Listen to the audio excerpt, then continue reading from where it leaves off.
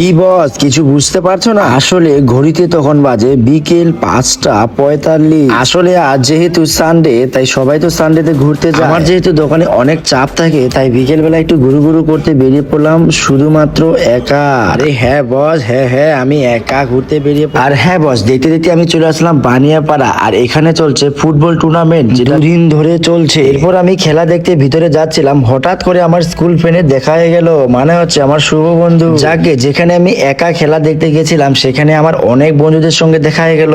এরপর আমি সৌভাগ্যবান, যেখানে আমি ফাইনাল ম্যাচ দেখতে পাচ্ছি। ফাইনাল ম্যাচে ছিল শাওডিঙ্গি অগ্নিফুয়েল centre versus Biswajit 11। By the way, final ম্যাচের চ্যাম্পিয়ন ট্রফি হিসেবে গেল বিশ্বজিৎ 11 এর হাতে। আর হ্যাঁ বস, তোমরা আজকে কারা কারা এই খেলা দেখতে গিয়েছো অবশ্যই আমাকে কমেন্ট বক্সে জানিয়ে দিও। খেলা দেখার জন্য লাগে একটা নির্দিষ্ট সময়, যেটা আমার হাতে একেবারে পসিবল না, কারণ আমাকে সারাদিন দোকান করতে হয়। মাত্র 15 মিনিট সময় হাতে নিয়ে খেলাটির শেষ ফিনিশিংটা দেখেছিলাম। যাকে বস, আজকের ভিডিও যদি তোমাদের ভালো লাগে অবশ্যই লাইক কমেন্ট চ্যানেল সাবস্ক্রাইব করে দিও, আর ইনস্টাগ্রাম থেকে ফলো করে দিও। Bravo, DJ, bravo, DJ.